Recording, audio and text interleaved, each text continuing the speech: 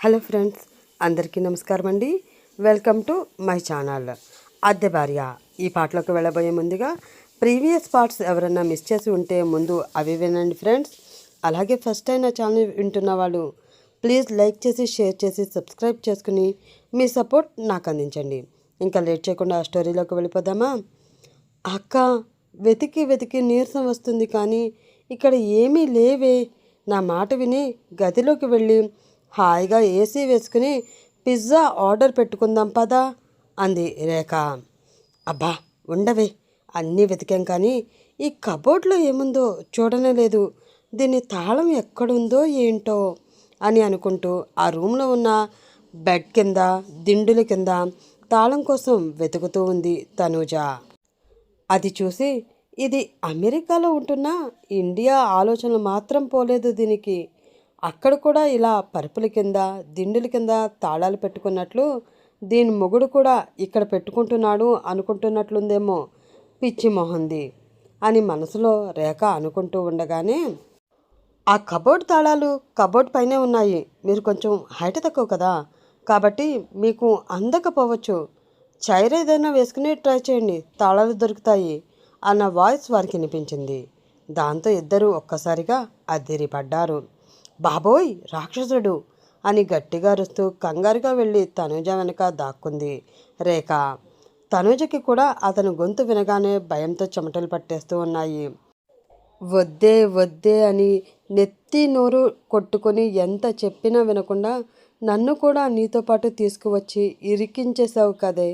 ఇప్పుడు వీడు నన్ను ఖచ్చితంగా ముక్కల ముక్కల కింద నరికి కాకులకి గెద్దలకి వేస్తాడు, అందులో డౌటే లేదు, చిన్నగా వణుకుతున్న గొంతుతో అంది రేఖ.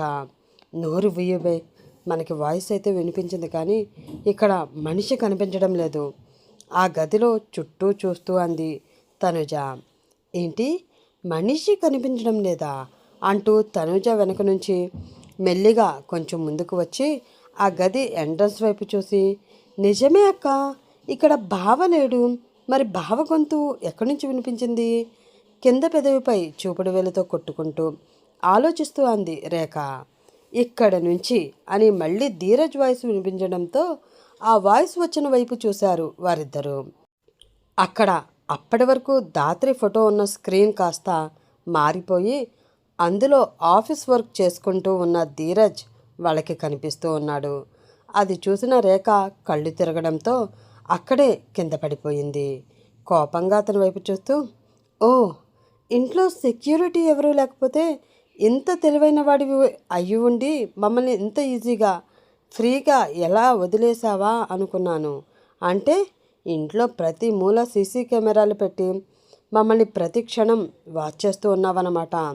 అందుకే సెక్యూరిటీని ఎవరినీ పెట్టలేదన్నమాట అంటూ అడిగింది తనుజ. ఆ మాటకి పెద్దగా నవ్వుతూ, లేటుగా అయినా విషయం బాగానే అర్థమైందే నీకు.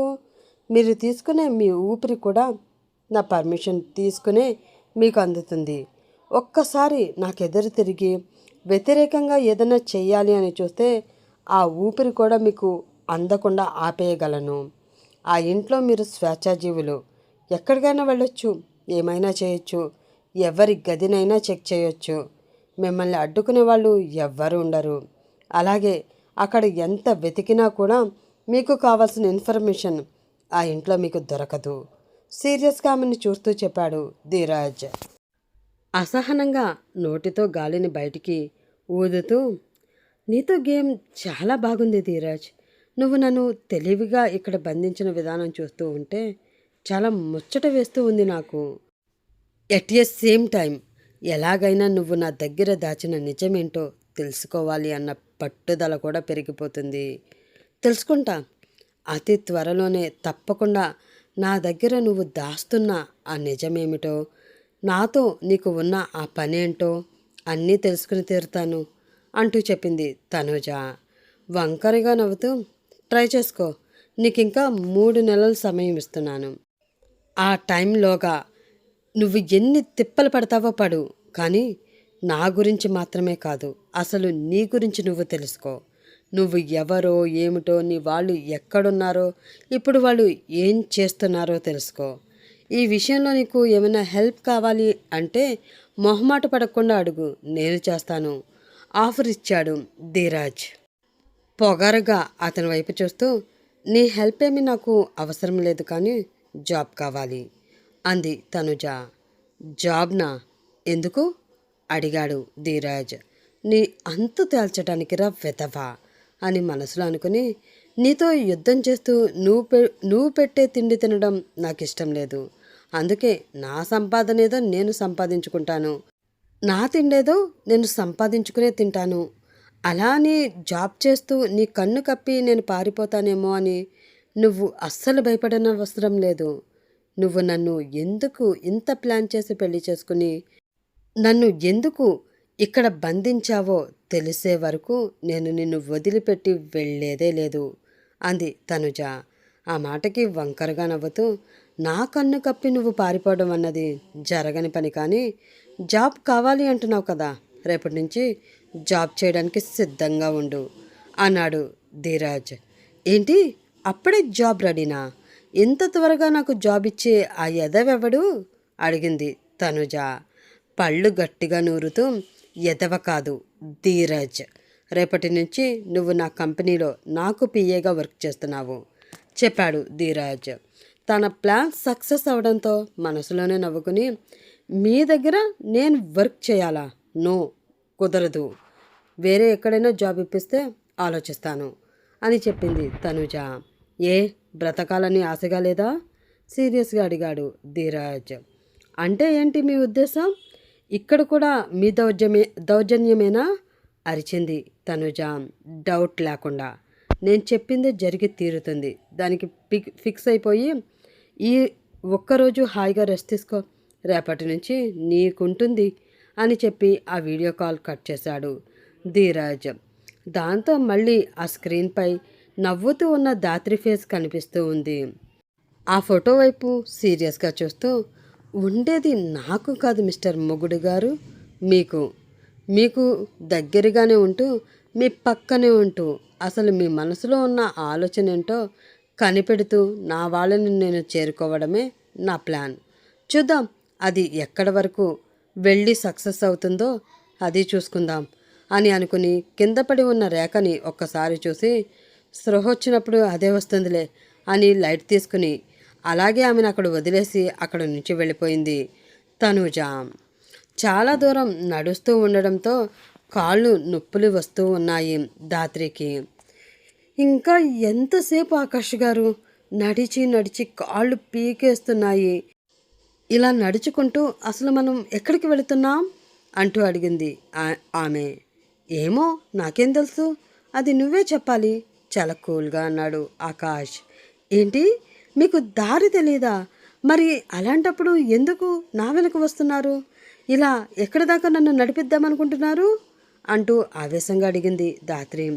నేనేమి నిన్ను నడిపించాలి అనుకోవడం లేదే, నువ్వే ఏదో దారి తెలిసిన వీరనారిలాగా నా ముందు నడుస్తూ ఉన్నావు. చూడ్డానికి వెనక నుంచి బాగుంది కదా అని చూస్తూ నేను వెనకే నడుస్తున్నాను. నువ్వు ఎక్కడికి తీసుకువెళ్తే నేను అక్కడికి అలా వెనక నుంచి నేను చూస్తూనే వస్తాను చాలా కూల్గా సమాధానం చెప్పాడు ఆకాష్. ఆ మాటతో కంగారుగా తన వెనక చేతులు పెట్టుకుని కవర్ చేసుకుంటూ, సచ్చినోడా అని మనసులో అతన్ని తిట్టుకుని, దారి తప్పిపోయినప్పుడు ముందు చెప్పాలి కదా, ఇలా చూడ్డానికి బాగుంది కదా అని ఏ దారిలో పెడితే ఆ దారిలో వెళ్ళకూడదు. అయినా అర్ధరాత్రి కొరివిదయ్యంలాగా ఈ అడవిలో ఈ రాత్రి వేళ నాతో వాకింగ్ ఏంటి స్వామి, ఇక నా వల్ల కాదు అంటూ చేతులెత్తేసింది దాత్రి. ఒక్కసారి అసహనంగా ఆమె వైపు చూసి తన చేతుల్లోకి ఆమెను ఎత్తుకున్నాడు ఆకాష్. దాంతో అదిరిపడిన దాత్రి, అయ్యో ఆకాష్ గారు ఏంటిది, నన్ను కిందకి దించండి అంటూ కంగారుగా అరిచింది ఆమె. నడవడం నీ వల్ల కాదు అన్నావు కదా అన్నాడు ఆకాష్. అలా అంటే మాత్రం ఇలా ఎత్తుకుని నడుస్తారా? మీకు మాత్రం కాళ్ళు నొప్పులు రావా? అయినా నేనేమీ తక్కువ బరువు ఉండను, దించండి ప్లీజ్ అమాయకంగా మొహం పెట్టి అంది దాత్రి. మెత్తగా ఉండే కోమలమైన అందాలు చేతులకు తగులుతూ ఉంటే నొప్పిలేమీ తెలియవులే. తన పట్టుకున్న దాత్రి శరీరంపై కొంచెం గట్టిగా నొక్కుతూ చిన్నగా కన్ను కొడుతూ అన్నాడు ఆకాష్.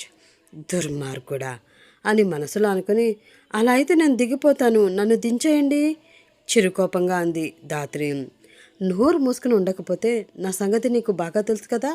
ఉన్న ప్లేసు పరిస్థితి ఏమీ పట్టించుకోను. ఆ తర్వాత నువ్వు ఎంత గింజుకున్నా కింద ఉన్న రాళ్ళు రప్పలు నీ వీపులోకి దిగుతున్నా కూడా నేను పట్టించుకోను. తర్వాత ఉపయోగం ఉండదు. తన స్టైల్లో వార్నింగ్ ఇచ్చాడు ఆకాష్. దాంతో గట్టిగా నోరు కళ్ళు రెండు మూసేసుకుని ఉండిపోయింది ధాత్రి. అది చూసి చిన్నగా నవ్వుకున్నాడు ఆకాష్. ఆనంద్ గురించి ఆలోచిస్తూ తన రూమ్ బాల్కనీలోకి కూర్చుని ఉంది సహస్ర. అసలు తనని చూస్తే నాకేమైపోతుంది? ఎందుకు అంత డిస్టర్బ్ అవుతున్నాను? అతనితో అలా అల్లరి చేస్తూ ఎక్కువ సమయం గడపాలి అని నాకెందుకు అనిపిస్తుంది? అసలు అతను నా కళ్ళ ముందు కనిపిస్తేనే నా గుండె వేగం ఎందుకు అమాంతం అంతలా పెరిగిపోతుంది? అసలే నా జీవితంలో నాకు అర్థం కాని, ఆలోచించిన ఉపయోగం లేని ప్రశ్నలు చాలా ఉన్నాయి. అవి చాలవు అన్నట్టు ఆనంద్ రాకతో ఆ ప్రశ్నలు మరింత ఎక్కువైపోయాయి.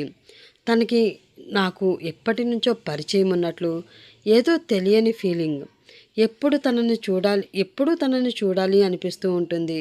నేను మర్చిపోయిన నా గతంలో తను కూడా ఒక భాగమా? అలా అయితే మమ్మీ డాడీ తన గురించి నాకు ముందే చెప్పి ఉండాలి కదా. మరి ఎందుకు చెప్పలేదు? పైగా ధాత్రి గురించి చెప్తున్నప్పుడు కూడా వాళ్ళిద్దరూ చాలా టెన్షన్ పడ్డారు. అసలు నా గతంలో ఏం జరిగింది?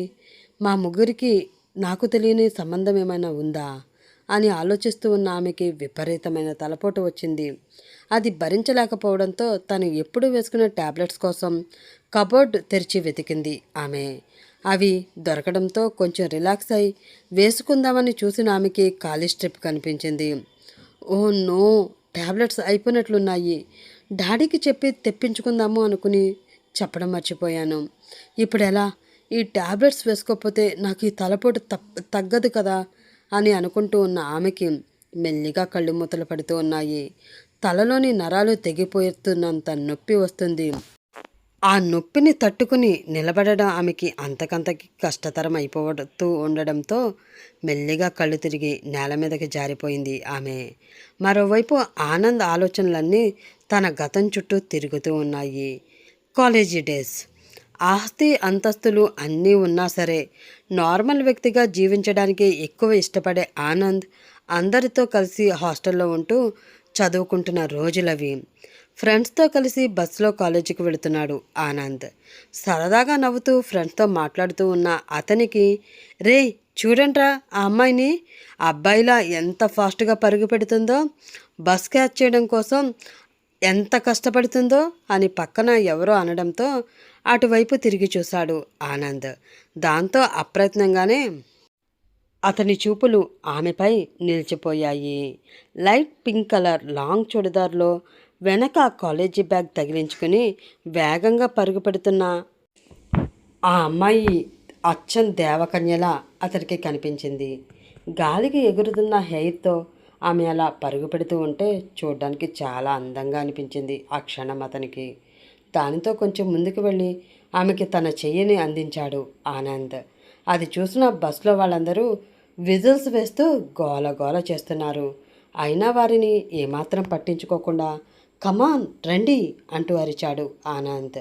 ఆ అరుపుతో ఆమెలోని ఉత్సాహం మరింత పెరిగిపోవడంతో మరింత వేగంగా పరిగెత్తుకుంటూ వచ్చి అతని చేతిలో తన చెయ్యి వేసి ఆ బస్సు ఎక్కింది ఆమె. సక్సెస్ఫుల్గా ఆమెని బస్సు ఎక్కించడంతో కొంచెం సంతోషంగా నవ్వుతూ, ఏంటండి మీరు బస్సు ఎక్కడం కోసం మరి అంత సాహసం చేయాలా? ఈ బస్ మిస్ అయితే మరొక బస్సు వస్తుంది కదా అన్నాడు ఆనంద్. అయ్యో, మీరు తప్పుగా అర్థం చేసుకుంటున్నారు అండి. నేను బస్ మిస్ అయిపోతానేమో అని ఈ బస్ వెనుక పరుగు పెట్టలేదండి. ఎక్కడ మిమ్మల్ని మిస్ అయిపోతానో అని అంతలా కష్టపడి మరీ పరుగు పెట్టాను. టైమ్ గాడ్, మిమ్మల్ని మిస్ అవ్వలేదు.